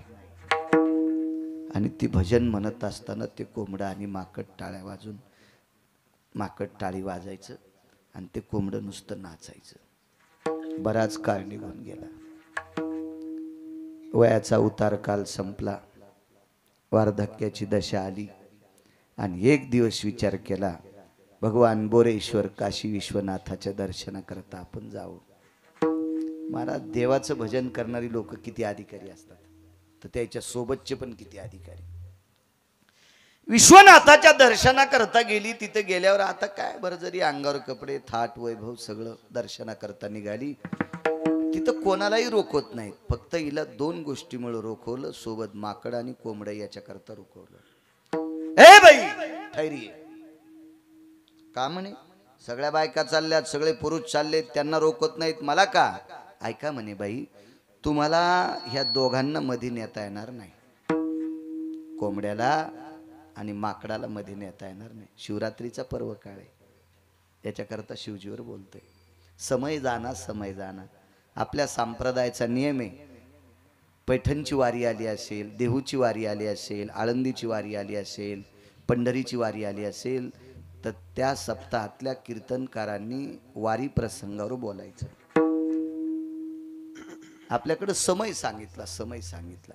आज शिवरात्रीचा पर्व काळ आहे, आज भगवान शिवजीवर बोलावं. समय जाना आपल्या शास्त्राचा, वारकरी संप्रदायाचा दंडक आहे. आणि तिनं सांगितलं, अहो हे माझ्या जीवनातले सोबती आहेत. हे दुसऱ्याचं उकंडे उकरणारं कोंबडं नाही आणि कोणाच्या झाडावर नाचून पत्रावर उड्या हाणणारं माकड नाही. हे माझ्या भजनामध्ये नाचणारं माकड आणि कोंबड आहे. पण साहेब ते पुजारी कसा मानेल? त्याने विचार केला, माकड भजन करतच नसते, फक्त ते प्रभू रामचंद्राच्याच काळात केलं. आता ते सापडणार नाही. आणि कोंबडे तर जीवनात भजन करीत नाहीत. कोंबडे कसे भजन करतील? हा, कोंबड भजन करीत असतं का कुठून? त्यानं पुन्हा काशीतल्या पुजाऱ्याला त्याच्या का गोळ्या संपल्यात का काय, ते कसं मानेल ते? त्या बाईनं सांगितलं, दादा माझ्यावर विश्वास ठेव, मी एकटी दर्शनाला येणार नाहीत, मला यांना सोबत न्यायचंय. काय त्या पुजाऱ्याला भावला असेल किंवा त्याला तिने इकत घेतला असेल ते काळ जाणे आणि ती जाणे. मी काय तिथला सरपंच नव्हतो, त्याच्यामुळं इतकं खोलवर मी पण हात घालीत नाही, तुम्ही बी इतक्या खोल जाऊ नका. मग तिनं त्या काळात त्या पुजाऱ्याला देऊन घेऊन कोंबडन माकड मधात नेला असेल का, किंवा ती तिच्या ताकदीवर गेली असेल का? दोन. आणि तिसरा मुद्दा, तिच्या त्या वाणीला, त्या शब्दाला, तिच्या त्या दयाळू वाणीला एखाद्या वेळेस पुजारी भावला असेल का? आणि भाऊक होऊन त्यानं म्हटलं असेल, जाऊ द्या, इतके पापी घ्याले तर त्याच्यात माकडालाही घेऊ द्या आणि कोंबड्यालाही दर्शन घेऊ द्या. पण त्यानं मर्यादा घातली, मी पिंडीच्या जवळ जाऊ देणार नाही, नाही येऊ द्याचं म्हणे. गाभाऱ्याच्या इकडच्या कोपऱ्यामध्ये माकड बसेल, या कोपऱ्यात कोंबड राहील, मात्र ते काही जवळ येऊ देणार नाहीत. मला दर्शन घेऊ दे. आणि योग असा होता, दुपारची आरती, त्या आरतीच्या वेळेला आतमध्ये प्रवेश केला. आणि मग आता शिवजींची आरती म्हणल्यावर काय, विश्वनाथाची आरती होती ती. आणि त्या विश्वनाथाच्या आरतीचा गाभाऱ्यात संबंध वारांगणेला महानंदा नावाच्या वेशेला आला. जाऊ द्या, शेवटी मानवी होती बिचारी, पण तिच्या बाजूला कोंबडा आणि माकड उभं आहे. तो पुजाऱ्यानं जास्त दंडक दिला, कोंबड जवळ नकोय. वक्ते बाबा कोंबड्याच्या बाबतीत लय बोलायचे, अजून तितकं वय माझं नाही, 10 वर्ष वाचिलं तर ते पण बोलन, लय बोलायचे बाबा कोंबड्याच्या बाबतीत. आता ज्या आरती वक्ते बाबांना एवढा अभ्यास, तर त्या काळातल्या काशीतल्या पुजाऱ्याला किती अभ्यास असेल. त्यानं सांगितलं, हे बेटो कोंबडं तिकडं पलीकडंच उभं राहू द्या. आणि आरती झाली. साहेब आरती झाल्याच्या नंतर मंत्र अक्षदा, ओम यज्ञेन यज्ञमय जंद देवास्तानि धर्माणि प्रथमान्यासः तेहन्नाकं महिमान सचत्र यत्र पूर्वे साध्या संति देवाः, असं मंत्र पुष्पांजली सुरू झाली. मग ही मंत्र पुष्पांजली, हातामध्ये अक्षद आहेत, पुष्प आहे, आणि भगवान विश्वनाथाच्या पिंडीवर त्या अक्षदा समर्पित झाल्या. नमः पार्वते पदे हार हार महादेव मोरेश्वर भगवान की जय. त्या अक्षदा समर्पित झाल्या. माकड थोडं अनसट्यात होतं. मंत्र अक्षदा तिच्याही अंगावर पडल्या आणि माकडाच्या पडल्या. कोंबड कोपऱ्यात उभं. कोंबड्याच्या अंगावर अक्षदा नाही पडल्या, पण कोंबड हुशार होतं. अक्षदा जवळ आदळल्या, जवळ आदळल्या. आणि कोंबड्याला अक्षदा दिसल्यावर खाच थोडं सांगावं लागत. त्यानं टप टप 2-3 अक्षदा खाऊन टाकल्या. त्या लागी विमान पाठविले. मंदिराच्या बाहेर माकडाला आणि कोंबड्याला घेऊन आली. विश्वनाथाचं दर्शन घेतल्याबरोबर विश्वनाथानं सांगितलं, बाई तो येणं जाणं संपला, आता माय बाहेर गेल्याबरोबर तुझ्या स्वागताकरता माणसं उभे येत. विमान पाठिलं आणि कैलासाकडे जाणाऱ्या विमानात ती महानंदा बसली. हरिओम बाबा. ती विमानात बसल्याच्या नंतर माकड आणि कोंबड खाली होतं. पार्षदांना सांगितलं, हे दोघांना खाली का ठेवलं? अहो आई साहेब, ते माकड आहे, ते कोंबड आहे, ते कसे घेता येतील विमानात?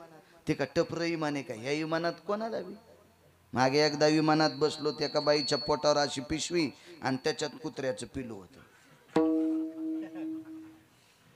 म्हणजे कुत्र्याचं तिकीट काढून बसल्या होत्या जीजी. विमानात तर तिकीट काढावं लागेल ना, तसं कसं? आणि कुत्र्याला तिकीट काढता येत असतं का? ह्या टपऱ्या विमानात, टपऱ्या विमानात काय आता विदेशातनं कुत्रे येते तर ते पायी पायी थोडीच येते. 4.25 लाखाला कुत्रं आणलं एक जणांना. म्हणलं कुठून? मलेशियातून. आता मलेशियातून काय घोड्यावर बसून आला का पायी पायी आला? म्हणलं कसं? म्हणलं विमानातून. कुत्रं?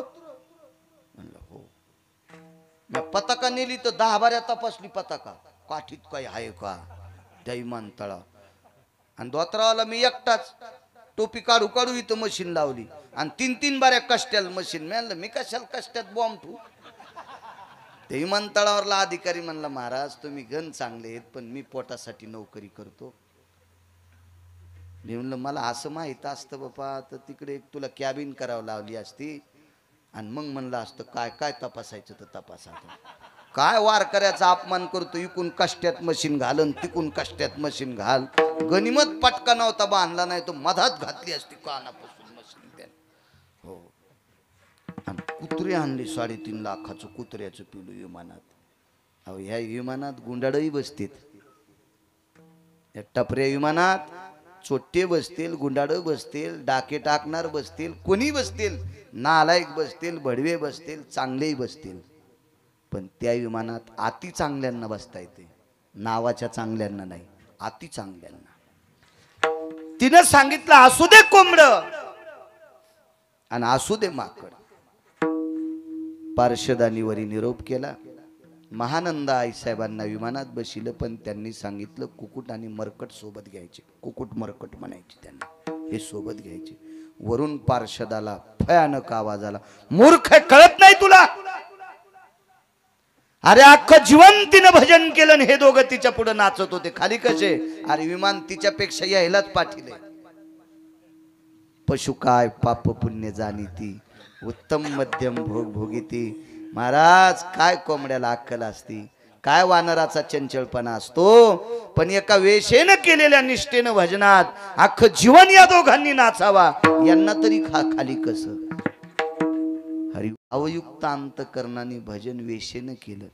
तिला विमाला आला असं नवल नाही मानंदा आईसाहेबांना, पण तिच्या सानिध्यात राहणाऱ्या कोंबड्याला आणि माकडाला सुद्धा विमान आलं तर आवडीनं गुणगाण्यात इतकी वेशेचा कोंबड्याचा आणि माकडाचा अधिकार उंचवतो तर आपला का उंचवणार नाही? म्हणून मालक दुसऱ्या कडव्यात म्हणतात, गुण गाईला आवडी आवडी, गुण गाईला आवडी, गुण गाईला आवडी,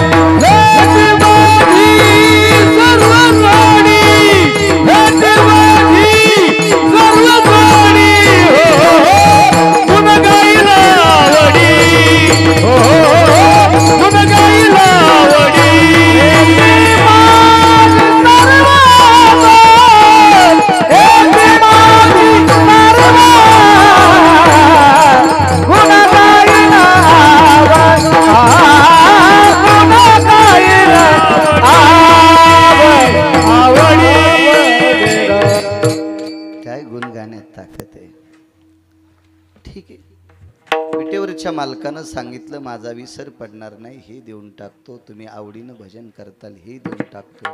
तुम्हाला मोक्ष न लगे मुक्ती आणि संपदा. मोक्षही नको म्हणले. एक एक मुद्दा पाहू आपण अर्ध्या तासात. तुकोबारायांनी मोक्षाला का नाकारला असेल? तर मोक्ष सुखा हानुला. आता त्याच्या अलीकडे सांगायचं झालं तर मोक्षामा घरी कामारी हे दासी, होय सांगू ऐसे तुका म्हणे. कशाला मोक्ष देता देवा? मोक्ष आमच्या इथं भांडे घासायला लागलाय, आम्हाला मोक्ष काय करायचं? ठीक आहे म्हणजे. आणि मोक्ष कोणाला पाहिजे? ज्याला यमाची भीती वाटते त्याला साहेब मोक्ष पाहिजे. आम्ही तर यमाच्या डोक्यावर पाय दिलाय. जगा काळ काय आम्ही माथा दिला पाय. आम्ही यमाच्या डोक्यावर पाय देणारी माणसं, आम्हाला मोक्ष काय करायचा? ज्याला यमपुरीची भीती वाटते त्याला मोक्ष आहे. काय यमाची ताकद आहे आम्हाला यमपुरी दाखवायला? उलट यमधर्म वास पाहे नित्य काळ, यमधर्म वास पाहे नित्य काळ, मने धन्य वेळ भेटती,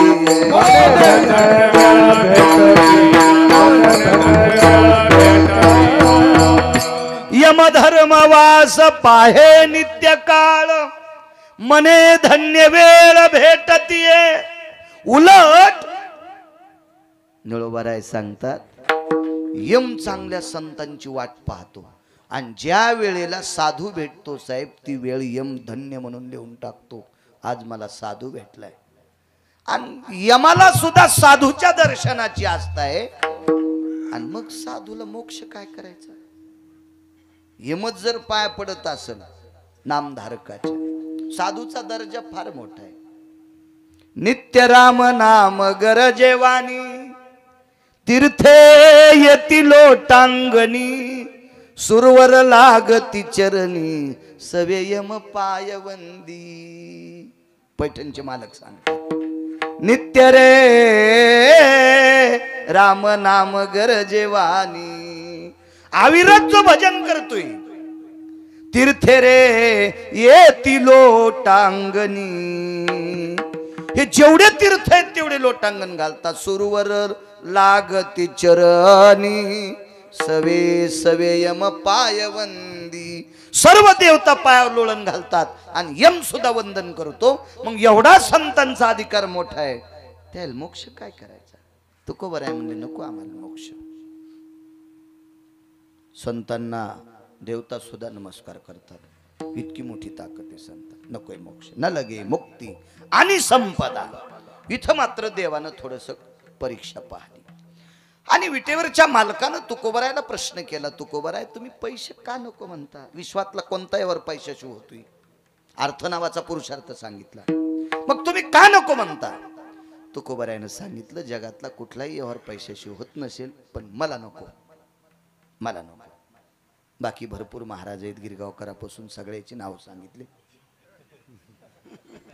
आपण लोकांची कशाला वाभाडे काढायचे आहे का नाही?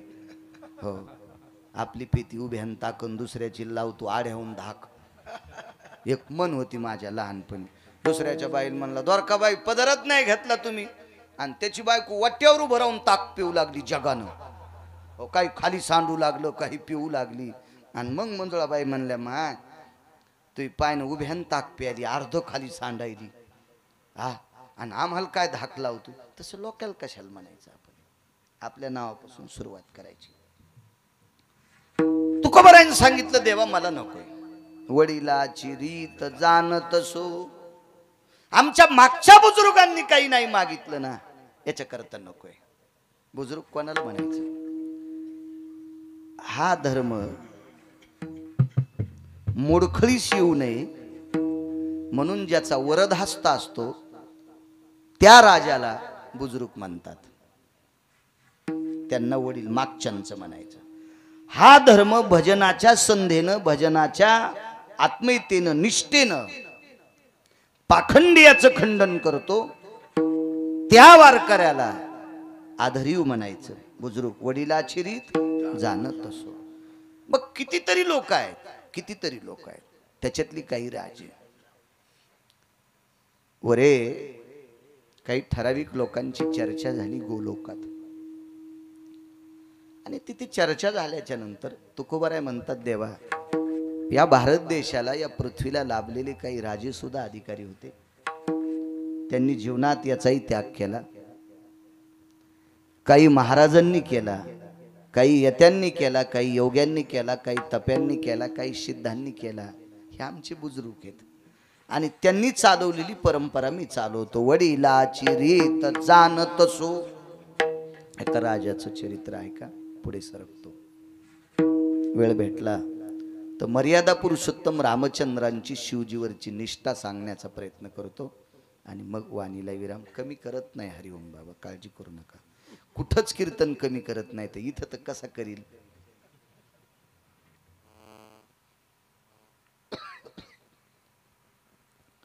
चर्चा झाली.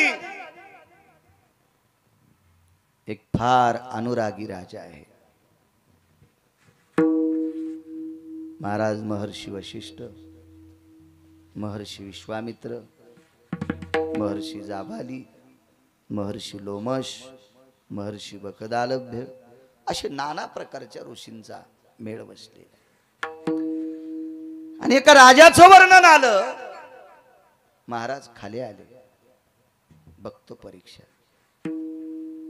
आल्याबरोबर राजा सिंहासनावरून उठले आणि आलिंगन दिलं, दर्शन घेतलं आणि मग महाराजांनी राजाला आलिंगन दिलं. काय सेवा करू? काही नाही म्हणे, आज तर काही अडचण नाही, पण ज्या दिवशी अडचण येईल त्या दिवशी येईल. महाराज एके दिवशी राजा दरबारात बसले असताना, महाराज दरबार भरलेला आहे राजाचा, तेवढ्या अवकाशात महाराज गेले. मंत्री, महामंत्री, सुमंत्री, प्यादे, गुमास्ते, स्तुतीपाठक, राजा महाराज आल्याबरोबर स्वागता करता उभं राहिले. वडिलाची रीत जाणत असो तुकोबर याच्यातून बाजूला का पडे. महाराज विटेवरच्या मालकानं बऱ्यापैकी हाडशील.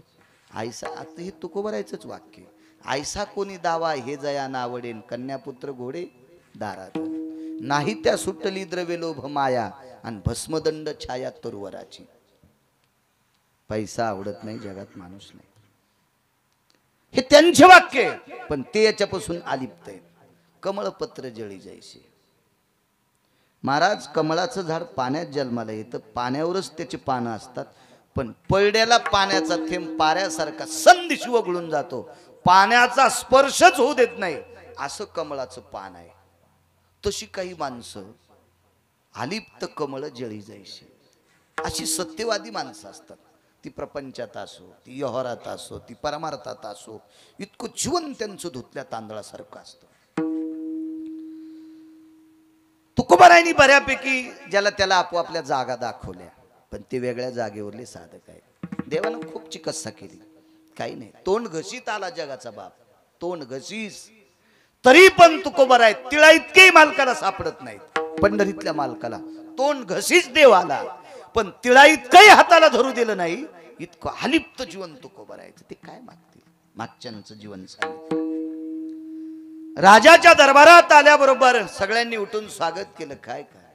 काही नाही म्हणे, आमच्याकडे एक सत्र चालू आहे, आणि त्या आध्यात्मिक सत्रात बऱ्यापैकी आता यज्ञ, याग, विधी, उपासना या सगळ्या काही गोष्टीचा रेलचेल आहे, आणि हे करण्यासाठी अर्थ लागतोय. राजानं सांगितलं, मागताल ते देईल. महाराजांनी सांगितलं, राजा लक्षात ठेवा बरं, मागताल ते देताल. हो, आपला सर्व राज्यपट मला देऊन टाका.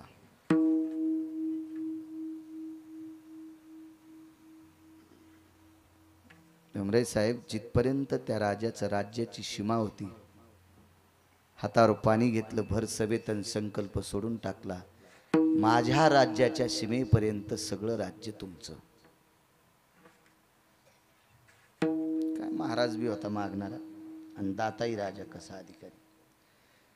महाराजांनी सांगितलं, राजा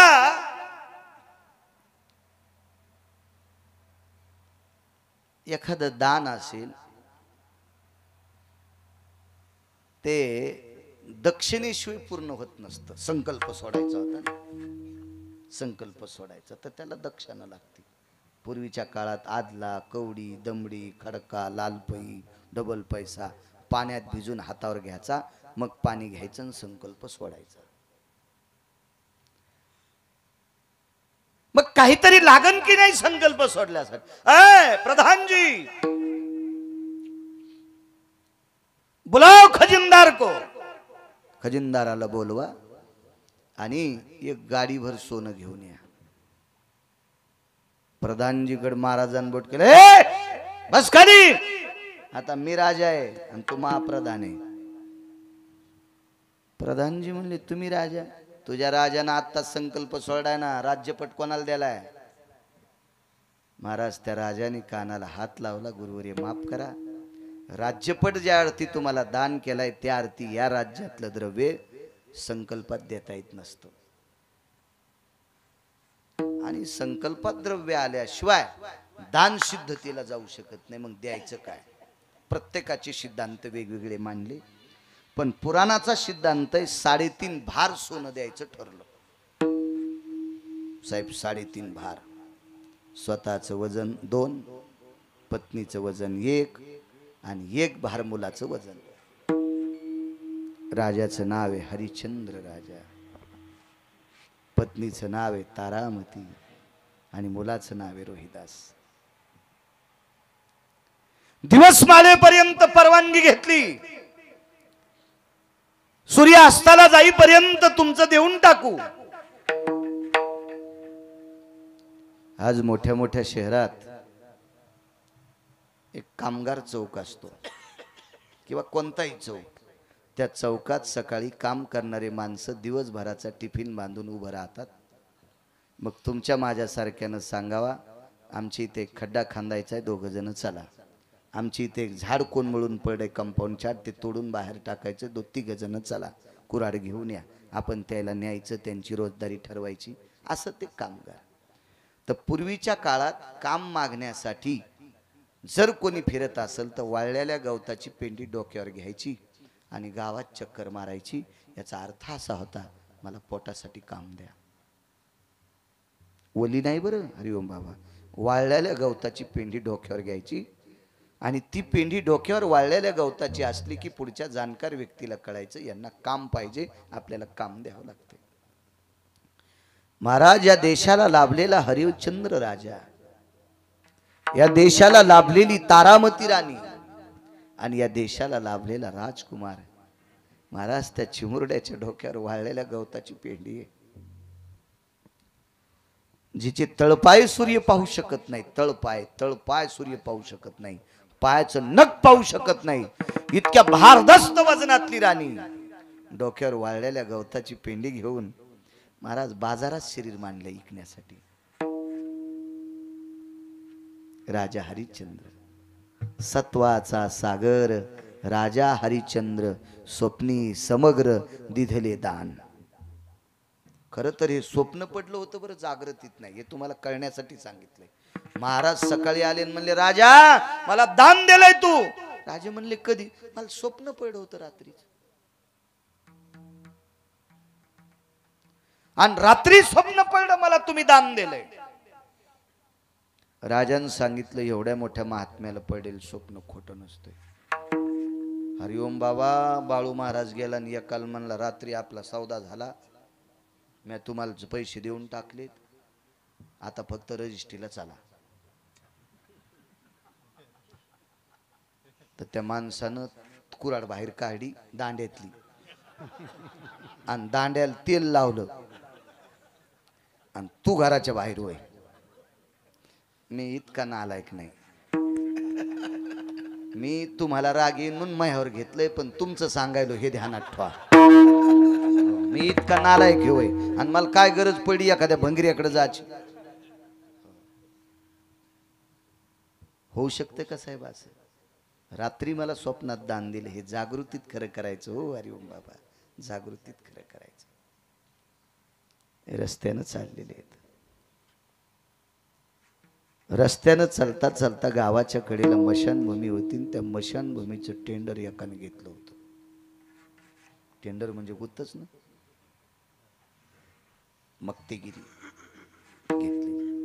ए इकडे, आता डोक्यावर गवताची पिंडी म्हणजे काम करणारा, त्याला आवजाव कोण बोलन? टेलर. हे रे कोण बोलत असतं गावाला?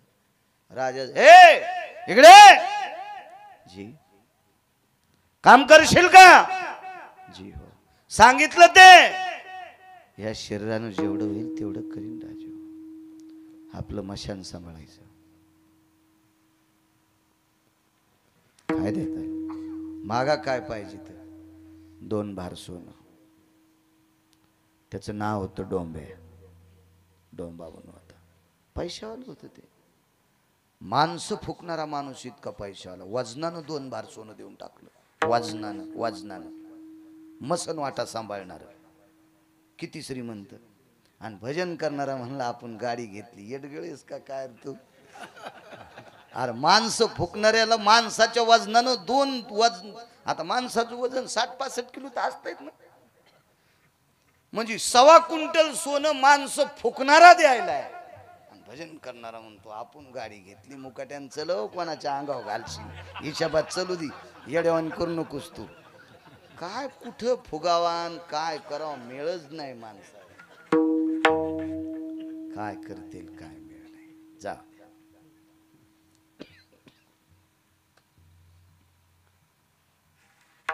आपलं वैभव कुठं असतं नागरे बुवा, खांद्यावर पताका असावा, गळ्यात तुळशीची माळ असावा आणि वारीत चलणं हे आपलं वैभव असावा.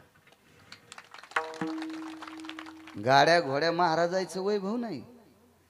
गाड्या घोड्या महाराजायचं वैभव असल तर राजे हो आपल्यापेक्षा भारीच्या गाड्या गुंडायला जास्त येतात. महाराजायचं वैभव गाड्या घोड्या नाही, बंगला हवेली आपलं वैभव नाही. आपलं वैभव नामाचा प्रचार किती करतो हे वैभव आहे. आपण व्यसनातून किती बाजूला आहेत हे आपलं वैभव आहे. हो. चांगलं गाता येतो म्हणून पिऊन चाल म्हणतो हरामखोरा, हे तू वैभव आहे का भडव्या? नाही. अडचण असेल, आपल्याला भूक लागली असेल, कोणी ओळखीचा नसेल तर सात्विक हिरवा टिपका असलेल्या खानावळीवर जेवायला गेला असेल, अनावधानानं वेळ प्रसंगी मान्य करतील. महाराज जिथं कीर्तन झालंय तिथं महाराजाला जीव घालीत नाही अशी जागा आहे का साहेब एखादी? ज्या गावात कीर्तन झालंय तिथं त्या महाराजाला जीव घालीत नाहीत. आपण 4-2 बाऱ्या इकडं परिसरात गेलतो, तुम्ही सोबत होते. अहो रांगोळ्या टाळल्या, हो लोकांनी रातच्या दिवे लावले आमच्या पुढं, घरात तर कोणी लावीन, रस्त्याला दिवे लावले. आणि इतकं स्वागत बाळू महाराजाचं असताना जर बाळू महाराज एखाद्या हायवेला इथलं पाकिट घेऊन जर तिथं जेवत असेल तर यमाला सुद्धा कळणार नाही याला कोण्या नरकात टाकावं. यमाला पण सुधारणार नाही, याला किती खोल खड्डा करून खाली पुरावा, यमाला सुधारणार नाही. हे वैभव नाही आमचं. संप्रदायाचं वैभव आहे भक्तीचा पुरुषार्थ वाढवणं. जितकं अभ्यास करून लोकांना आपल्यात आणता येईल ते संप्रदायाचं वैभव. गाड्या घोड्या असावा, कोण म्हणते नसावा, असावा पण त्याचा गर्व नसावा. एक जणांनी मला गाडीची पूजा करायला बोलिलं तर म्हणलं मलाच कसं काय बोलिलं, म्हणला तुही जिरवायची होती. म्हणलं मग कसं काय जिरी तू? 2-4 बाऱ्या मायापासून गेला, मी हात केलता पण तो मला मधात घेतलं नव्हतं गाडीत. अरे म्हणलं माणसं भरेल होते ना, मित्रच होता मधात माणसं असल्यावर तुला काय टपाव बसू का? नाही नाही पण उभं करून तर बनायचं ना, जागा नाही म्हणून. म्हणलो तो मधल्याला ओरडा असतो, तो इतका रगील मित्र होता मग, त्याच्यामुळं कुठं आता तुला खेटावा, त्याच्यामुळं आपलं मी पळली. हा त्याच्यामुळं तर तू जिरिण्यासाठी गाडीची पूजा करायला बोलली. आणि गाडी केवढ्याची? मुंबईच्या बाजारातून घेतलेली 3.5 लाखाची. हो 3दा तर तिची नाव बदलली, 8व्या बारीची याला आली आणि तिची पूजा करायला मला बोलिली. आम्ही त्याची पूजा केली. म्हणलं मुंबईला जायचं रे. ते म्हणलं आपली नाही गाडी घेणार. म्हणलं तू या गाडीत काला झाला तरी पोचायचो नाहीत. तू या गाडीत मुंबईचं कीर्तन कुठं गवसत असते का तू राहू दी. हो इथं जालन्याला गेल्यावर डुक डुक डुक डुक डुक डुक वाजायची बस मुकाट्यानं. ही रान साजरी म्हणून आपली अशीच घरी ठेवी, येणाऱ्या जाणाऱ्या पाहुण्याला वाटाव याला गाडी आहे. हो आम्ही रेल्वेने गेलो.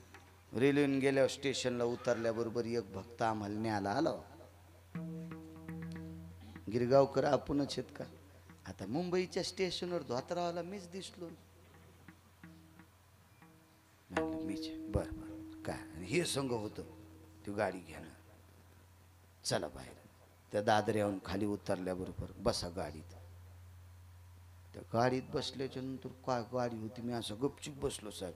मला वाटलं आपला कोपूर गिपूर कशाला लागला, एखादं बटन सुरू व्हायचं आणि कोणी कुणी गाडी फिरायची. महागाईची गाडी होती ती, कधी नाही पाहण्यात आणि ती आलं खाण्यात. मी आपला गपचूप. आपण धोत्रावाल्यानं कशाला वळवळ करायची, शिक्षण 7वी कुठं काही 10-12 ते शिकलेलं होतं. इकून पाही तिकून पाही, हँडल पाही, काच पाही. मुकाट्या बसणं. ते म्हणलं बस गपचिप, तुला नाही अभ्यास, शिकला नाही काय नाही, मला चटकळत आहे गाडी. आणि म्हणलं चटकळतून केवढ्याची? माय इथं का दुकान आहे का 5 रोगिल होतं ते. आणि मला चटकळ होती म्हणलं गाडी. म्हणलं मग केवढ्याची, हळूच करून बसणार केवढ्याची. माय इथं का दुकान आहे का कारखाना आहे मला विचारायला. म्हणलं जाऊ दे बाबा. म्हणलं दादा गाडी केवढ्याची? ते म्हणलं 2.25 कोटीची. अरे पप्पू. मी म्हणलं 10 जन्म गेले तरी गिरगावच्या बाळून काय घ्यायलाय नाही भेटन. उग देवाच्या पुढं नाही इथं या गादीव तरी खोटं नाही बोलायचं. या 2-4 वर्षाच्या तुरी इकल्या काय जण आला आजी आपल्याला गाडी. तुरी सोयाबीन हरभरा संग पाहायचं काम नाही. कृपा आहे बोरेश्वर. त्यानं जाटा हालीले की रान भिजते पट्ट्याचं. हरभऱ्याची बाबर होणार नाही, तुरीची बाबर होणार नाही, भयमुख्य वाढणार नाही. टरबूज गाबणी होणार नाही. गाबणी टरबूज कळत आहेत का? पुढून खपक्यान इकून बेंबी दबली. हो 7 किलोचं असलं तरी व्यापारी म्हणतो हे माग. आणि त्याला नाव ठेवलं रहाटण. लय माणसं बी विचार त्याला नाव रहाटण. कोणी होत नाही ना त्याला. हो अशी होत नाही. कृपा आहे त्या मालकाची. मी म्हणलं दादा तुम्ही काय नोकरीला आहात? त्यांना नोकरी वगैरे काय नाही. 2.25 कोटीची गाडी आहे. या ईदभर पोटाची खळगी भरण्यासाठी टाळ्या वाजितो. वाजनात नाही.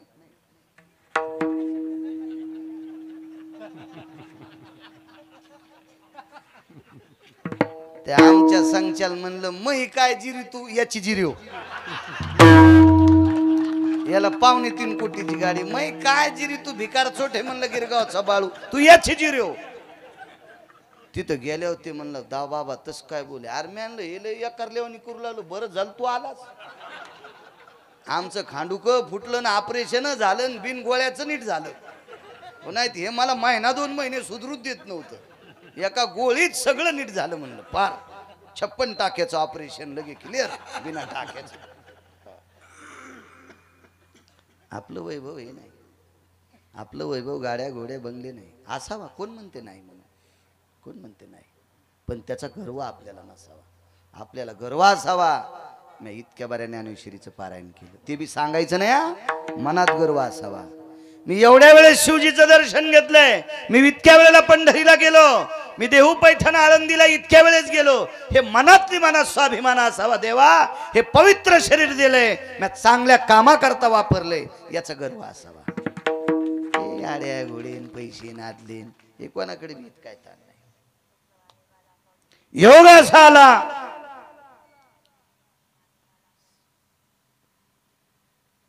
दोन भार सोनं देऊन टाकलं. आणि प्रेत जाळण्यासाठी शरीर इकून टाकलं. मसन वाट्यात काम. डोंब्याला सांगितलं येतो उद्या कामाला. बायकोची पोराची वाट लावायची म्हणजे कुठंतरी कामासाठी व्यवस्था लावायची. तितक्यात समोर गेल्याच्या नंतर एक बाजार भरलेला होता. आणि त्या बाजाराच्या कडेला हरिश्चंद्र राजाच्या डोक्यावरची पेंडी खाली टाकली. आता शरीर विकलंय कामासाठी. आता दोघांच्या डोक्यावर पेंडी गवताची. त्या बाजारामध्ये एक सात्विक सदाचारी पुण्यशील व्यक्ती दर्भ विकण्यासाठी आलता. दर्भ पितृ पंधरवाडा चालू होता. दर्भ विकायला आला. वडीला चिरीत जाणत असतो. तो कोबारा याच्यातून बाजूला पड नकोय. आणि संपदा मोक्ष तर नकोच म्हणले पण आणि संपदा नकोय म्हणले. संपदा आम्हाला का नकोय? मागचे लोक किती अधिकारी होते तो अधिकार पटवून देतात. आणि मग एक ती दर्भ विकणारी व्यक्ती आली. प्रचंड श्रीमंत व्यक्ती. पण पूर्वीच्या काळातले 500 एकरवाली माणसं वय झाल्या पण रिकामे बसत नव्हते. मुंगशाच्या दोऱ्या गोफन तयार करायची. मुंगशे तयार करायचे. जोते तयार करायचे. कासरा तयार करायचा. आगुंड्या तयार करायच्या. पोळ्याचा साज तयार करायचा. 500 एकरवाला पण घेरा फिरवायचा पोळ्याच्या आधी. महाराज वजनदार लोक होते. मस्तीतले माणसं होते. ह्या इशीच गडी असले तरी त्यांना सूत कांडू लागायचे गड्यासोबत. काय काय वैभवशाली लोक होते. आता नुसते बेकार छोट. मोकार टेकन चौकीत लुगडे एक काय सांगतो सोंबळ्या काय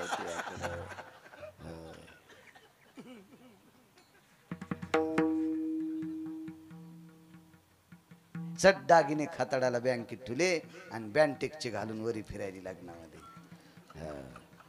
लाईन गेल्यावर चोट्ट्यानं तोडे तर नाही पण थुत्रीत हाणली आणि तिनं चोराचा हात धरला आणि तितक्यात लाईन आली.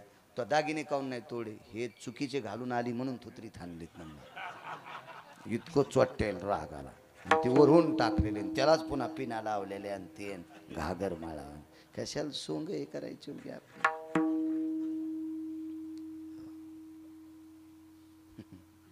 7 दिवस कीर्तनाला नाही, 8व्या दिवशी काल्याला नाही. हो, एक जण असं मोठं ब्रासलेट घालून इकडं नुकती वाटा मॅनला याला हाणार रूम नाही याच्या हाता. हे आता आला इथं नुकती वाढायला सांगायला ते बोटन गिटन आणि वय तिकडं. 7 दिवस तुला कीर्तनाचा पत्ता नाही, काय नाही काय नाही. आता पंक्ती फिरायला वा वा वा तुम्ही आलात का. ते पहिल्यापासून हे तूच आज आलात, तू हा दिवा माग राहू दे.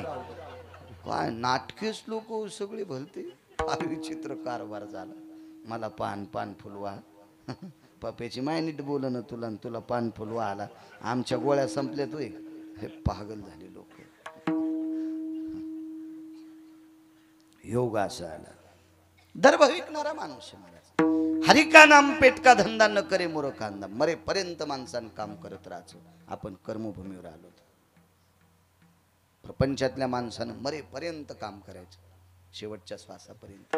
भजनही करायचं आणि कामही करायचं, रिकामं बसायचंच नाही.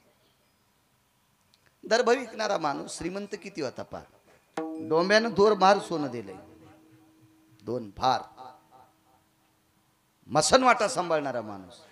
तर तिथला सात्विक माणूस दर्भ ऐकणारा किती अधिकारी असेल. तो पूजेचं साहित्य ऐकणारा माणूस होता. दर्भ म्हणजे पिंडाचं साहित्य. पाहिल्याबरोबर बघितलं बाजाराच्या कोपऱ्यावर उभी आहे माऊली.